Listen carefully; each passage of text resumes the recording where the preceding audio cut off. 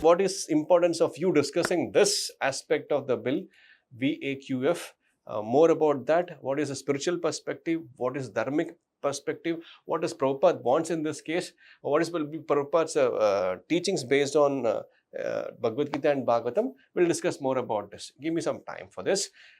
Before that, we'll offer prayers so that we can understand these aspects. Namo Vishnupadaya Krishna Prashtaya Bhutale Srimate Bhakti Vedanta Swamin iti namine Namaste Saraswate Deve Gauravani Pracharine Nirvishesha Shunyavadi Paschata Deshatarine Jaya Shri Krishna Chaitanya Prabhu Nityananda Shri Advaita Gadadara Shri Vasadi Gaura Bhaktaranda Hare Krishna Krishna Krishna Hare Hare Hare Rama Rama Rama Hare Hare. So, Chalo Prabhuji's the Transcendental Thursday, the transcendental perspective based on the teachings of Srila Prabhupada. Here we go. It is not an issue which just goes beyond legal matters. I would strongly say that it's about dharma, justice, and the proper use of religious assets. The Waqf bill recently introduced in the Indian Parliament aims to regulate the Waqf properties, land assets dedicated to religious and charitable purpose within one particular community, Muslim community. But as followers of dharma, we must ask a deeper question. The question I want all of you to ponder: how should religious institution, whether Hindu temples, mosques, churches, or gurudwaras, manage their wealth? What role should the government play? And most importantly, how do we ensure that these properties truly serve the intended spiritual purpose and goal? ISKCON has the 7 purposes, broadly speaking, given by Swami Srila Prabhupada. These purposes of ISKCON has to be adhered by the ISKCON organization. Srila Prabhupada, who is our spiritual master, was not just mere a spiritual master. He was a visionary leader who gave profound guidance on these matters. Today, let us examine the Waqf bill in the light of his teachings and personal experiences. First and foremost, religious properties must be used for their intended purpose. One of Srila Prabhupada's strongest concern was mismanagement of the properties of the temple. He saw how temples in India, once upon a time, was vibrant centers of devotion, had become commercial enterprise, or it's a battleground for political conspiracies and political agendas. He often warned temples, lands, and resources must be strictly used for spiritual and charitable purpose, not for personal aggrandizement and personal enrichment. In fact, I remember in 1971 when Srila Prabhupada visited Calcutta, he was deeply distressed to see how wealthy temple trusts were hoarding money instead of using it for dharma. He remarked to his disciples, a temple must be a place of worship, service, not business. If a temple collects donation but does not use them for Krishna's service, Krishna's seva, it is no better than a mundane shop. A mundane shop, it doesn't mean that we should not do business, but the business, whatever is intended, the money what comes should be used in the service of the Lord. In fact, Srimad Bhagavatam, first canto, 17th chapter, supports this view. It says, Dharmasya hi ashrayatvena sadhunamyo bhayankaraha. It means religion, dharma, is meant to protect society, and those engaged in it must act fearlessly and righteously. The Waqf bill claims to safeguard the Waqf properties, okay, but the real test is whether these properties are genuinely being used for the upliftment of the society. The same principle should apply to all religious properties, temples, mosques, churches, and monasteries, not only of a particular community. The second point, what is the role of government in religious affairs? The government, should it interfere or not? Prabhupada was deeply concerned about the government interference in religious institutions. He saw firsthand how Hindu temples, particularly Hindu temples, were placed under state control, while other religious trusts were allowed to operate freely. In fact, in 1977, during a discussion in India, Prabhupada was shocked to hear the government-appointed officers were managing the temple funds. He said, why are they controlling Hindu temples but not mosques or churches? This is not a secular state. This is discrimination. He firmly believed that religious institutions should be managed by sincere devotees, not bureaucrats. Devotees should manage temples, not bureaucrats. In fact, Srimad Bhagavatam, 7th canto, 8th chapter and 10th verse, warns against corrupt rulers. It says, Yad yad datte na tat swami nrinam sarvasva harakaha. A ruler who takes what is not rightfully his is a thief. Now, across the globe, we have a lot of thieves who are taking which is not rightfully theirs. Okay. Now, while a regulation is necessary, obviously, to prevent corruption, excessive control by the government is equally dangerous. A dharmic government should ensure that all religious institutions, whether it is Hindu, Sikhs, whatever, are treated equally and protected from exploitation. Now, third point which I want to cover is the transparency, accountability from the religious institutions. One is the government role. Another thing is the institution themselves should be truthful, straightforward, and accountable to the government's directions. Because there are tax laws, there are laws of the state which the temple or any institution should adhere to. One of Srila Prabhupada's strongest instruction was that the religious institution must maintain strict financial discipline. He insists that every ISKCON temple should keep detailed accounts, conduct regular audits, and use all donations only for Krishna's soul service. And in fact, he wanted each and every temple to raise the money independently. In fact, he wanted them to register the accounts also separately. He wanted a decentralized model. All the ISKCON temples all across the globe, they follow this model, wherein each temple is responsible for its maintenance and survival. It doesn't depend on any other temple. This points out to one aspect where there's an accusation on ISKCON that it sends money abroad. In fact, no centers send even within India to each other. Of course, they can take a loan and they can pay back, but money is not sent. In fact, Prabhupada bought the best of money from all across India, from all across the globe to India to build temples. Prabhupada wanted each and every temple to be independent and financially self-sustaining. In fact, in 1976, I remember one of the Prabhupada's disciple in the United States, he usurped the temple funds for his personal expenses. When Prabhupada found out, he immediately removed that person from that position. He said, if you take even 1 paisa for yourself, you're a thief. And Prabhupada admonished him, saying that this is Krishna's money, not yours.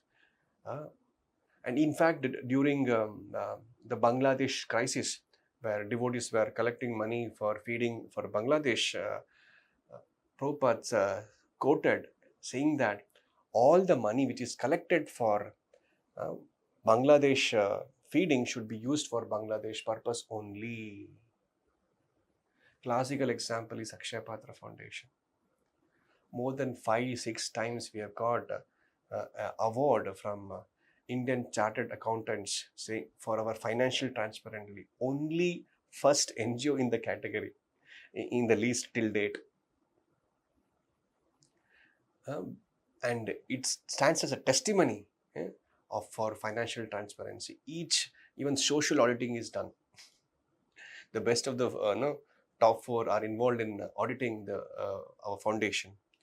Similarly, if you take the Waqf bill, it includes a provision for a greater financial transparency. This is good principle of management, but it must be equally applied to all religious institutions. Is it not? In fact, Bhagavad Gita 16.12 warns about the lacuna, shortcomings, in fact, dangers of financial mismanagement. Asha pasha satair baddha Kamakurto parayanaha ihante kamabhogartam anya enartha sanchayan. Bound by hundreds of desires, filled with lust and anger, people hoard wealth unlawfully, thinking it will satisfy them. Lust, anger, and greed, these are the three doors which lead to hell. Hence, hoarding of the money without utilizing the service of the Lord will also corrupt the devotee's mind. In fact, Kali enters wherever gold and money is hoarded. Always gold and money should be engaged in the service of the Lord. So if temple and work properties and church leaders misuse donation, they're committing a serious offense, not just legally, but spiritually. The fourth point which I want to convey is uh, equal treatment of all religious institutions. One of the greatest injustices Srila Prabhupada highlighted was the unequal treatment of Hindu temples under the Indian law. While work properties and church lands were given autonomy, Hindu temples were placed under direct control of the government. When the puja should happen, what the offering should be there, they interfered in the rituals of the temple also. That used to pain Prabhupada, and in fact, all Hindus, devoted Hindus, also have expressed their similar pain these days. In fact, in 1977, when Prabhupada met with few Indian leaders, he asked this question: why is the government taking temple money but not money of the from the mosque and churches? If this is secular country, why this discrimination? He wanted all religious institutions to be treated equally under the law. In fact, Manu Samhita, it is stated, Samo dharmeshu yatishtete savai satya parayanaha. One who upholds equality in religious matters is truly religious, is truly righteous. If the work will grant special protection for work properties, then Hindu temples must also be given the same rights. Or other religious institution also should be also have a similar rights. Otherwise, this is not religious freedom. It's a state's favoritism or appeasement, whatever you call it as. And fifth point would be religious wealth must be used for production of dharma. Prabhupada emphasized that religious wealth must be actively used in service of Krishna and for the elevation of humanity in Krishna consciousness. He criticized those who simply hoarded temple wealth instead of using it for dharma. Another instance which I remember, Prabhupada visited a temple where the management was keeping large sums of money in the bank instead of using it for spreading Krishna consciousness. He said, if you have money, use it for prasadam distribution, book printing, building temples. If you simply hoard it, Krishna will take it away. And Krishna is the greatest thief. So if you don't use it for his purpose, he'll take it away. So here Prabhupada tells everything should be engaged in the service of the Lord. In fact, in Bhagavad Gita, 3rd chapter, 12th verse, Ishtan Bhogan hi ho deva dashante yagna bhavitaha. The necessities are provided by the devatas who perform yagna sacrifice. But those who take without offering in return are called chor, thieves. And thieves will be punished, whether you are a devotee or not a devotee. So basically, whether it is a temple, it's a church or a work property, religious wealth must be always used in serving God, Krishna, or the society for their upliftment in developing dharma or Krishna consciousness. Conclusion is dharmic approach to religious property governance. From Srila Prabhupada's perspective, any law concerning religious institutions should uphold the following principles. First, as I'm just repeating what I just shared, it should be used for their intended spiritual purpose. Simple as that. The government should protect a religious institution but not control them. Transparency and financial disciplines are very important. Each and every institution should maintain that. And the government of late is very seriously engaging in it. There are a lot of norms and which has been given by the government. I speak to the devotees who are involved in the accounts and finance team. It's been tightened and it's very important too. And fourth one is all religious institutions must be treated equally under the law. Religious wealth must be actively engaged in the service of God and society is the fifth point. So if the work builds truly upholds these values, then it is welcome step. But if it leads to favoritism, misuse, then it must be re-examined in the light of dharma.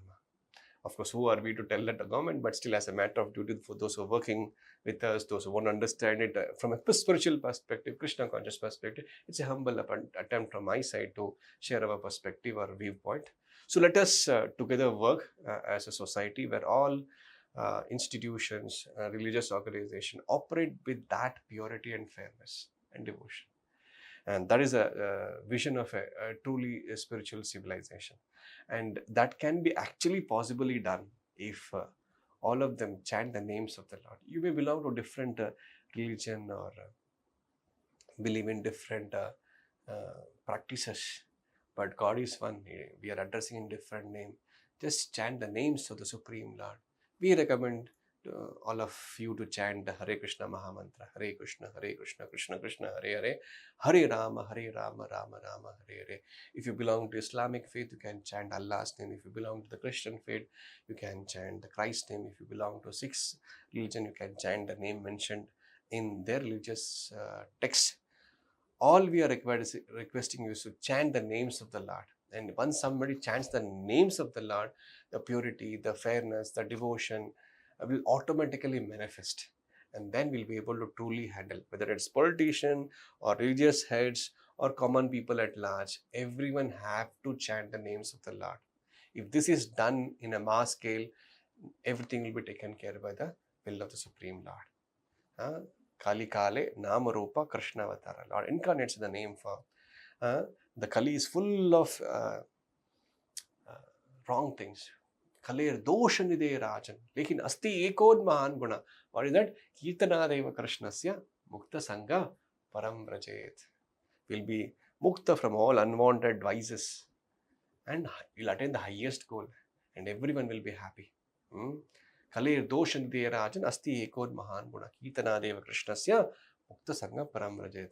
Hare Krishna, Krishna Krishna, Hare Hare, Hare Rama, Rama Rama, Hare Hare. Iti Shodashaka Namna, Kali Kalmasha Nashanam, Natara Pratarupaya, Sarva Vedeshu Drishyate. If this 16 words of Hare Krishna Mahamantra is the easiest way to attain perfection. And there's no other process. If you search all the Vedic literatures, you will not find a simple way or method than the chanting of Hare Krishna. Hare Nama, Hare Nama, Hare Nama.